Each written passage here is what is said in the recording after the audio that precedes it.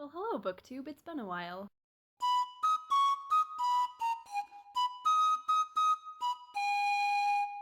Well, like Amanda, I made very good use of our recent road trip across country to South Carolina, and by that I mean I brought home a lot of books. Our first and unplanned book stop was in a little town in Nebraska.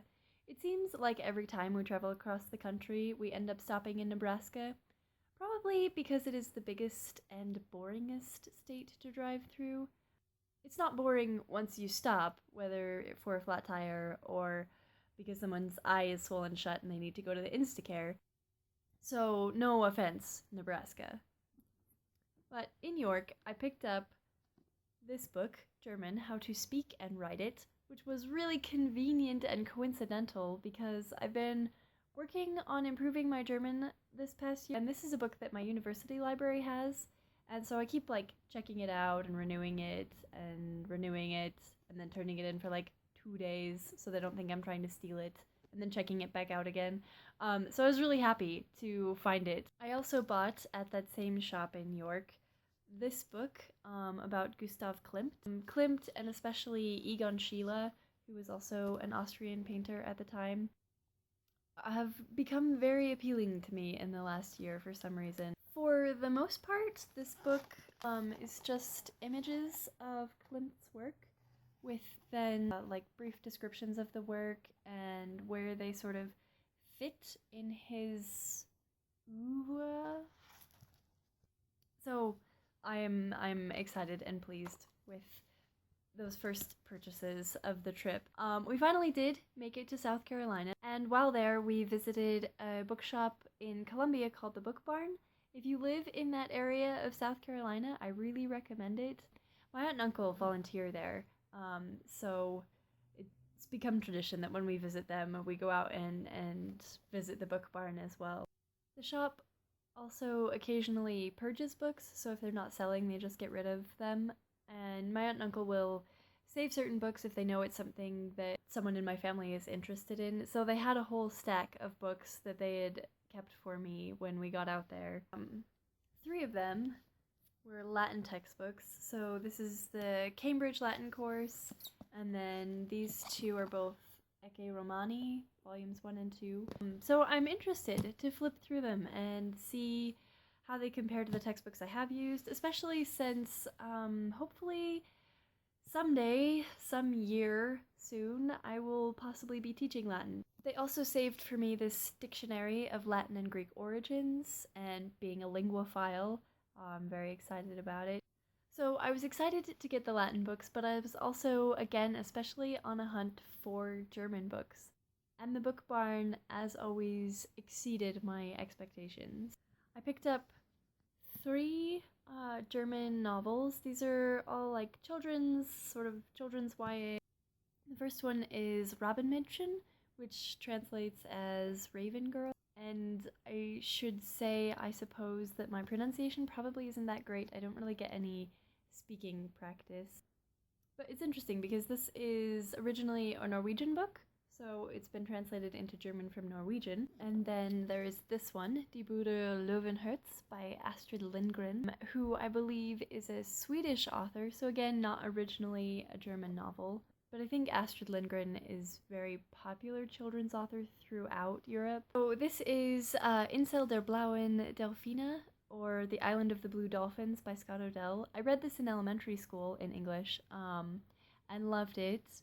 So I think I'm gonna find an English copy of it again and maybe read these side by side. Then I picked up this Kinder Tier Atlas to kind of give me some really enjoyable German animal vocabulary practice. So it's a child's animal atlas, and it basically just has all these maps from various parts of the world with animals on them where they hail from. And finally, the last German book that I picked up is a comic, Asterix und die Gotten.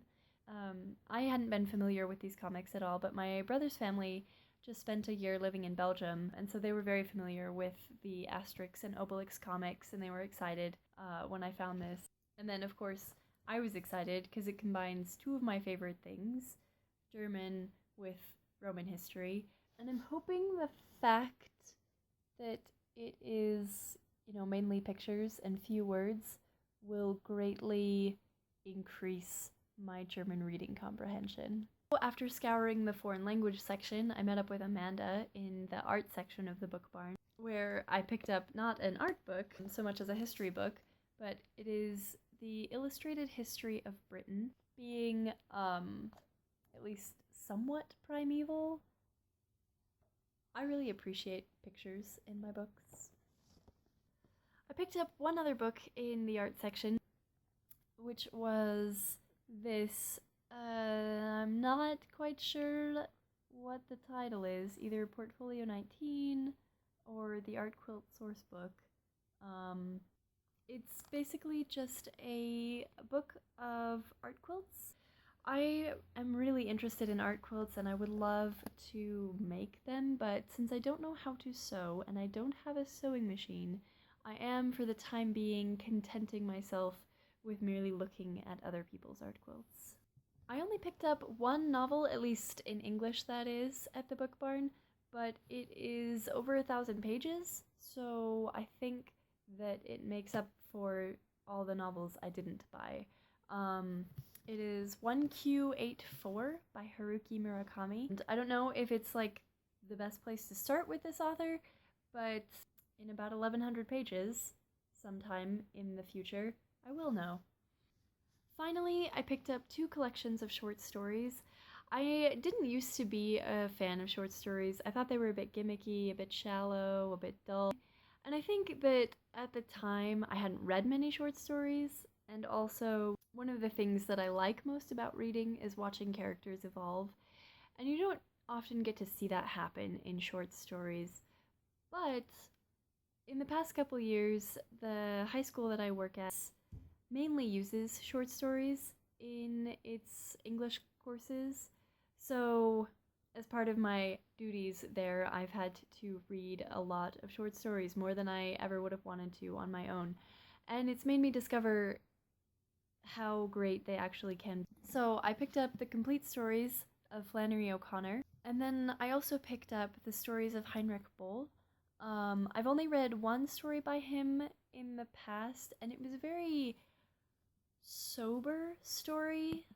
I think that's an okay word. So I'm interested to see if that's kind of a consistent tone throughout his stories, or just how they compare to that one that I really enjoyed.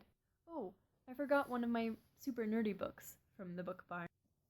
It is this, The Well-Tempered Sentence. It's a punctuation guide, and I've probably never read a punctuation guide beginning to end, but I've looked at them before, like if I needed to make sure I was using a semicolon correctly. So at first I wasn't like super excited about it. It was like, oh yeah, just another punctuation guide. And I like grammar, but what does one punctuation guide have that another doesn't? Hilarious example sentences, that's what. For example, to demonstrate the rule that the comma is sometimes not used after short introductory adverbial phrases, we have the sentence, "At breakfast we consumed a reprehensible buffet of assorted Nordic things."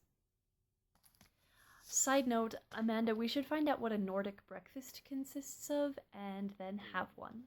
The last book that I picked up on our trip, and hopefully the last book that I buy for quite some time, I got at our stop as we came back across country in Indiana. It is The Man in the Iron Mask by Alexander Dumas. And I picked it up for a couple of reasons. One, the cover, and two, my brother was talking about this on our vacation and how much he likes this book. And I've had kind of a 50-50 experience with Alexander Dumas. So, I was glad to hear this one recommended, and it rekindled my interest.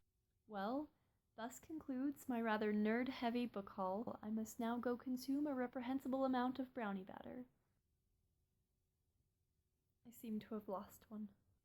I'm being geographically offensive. One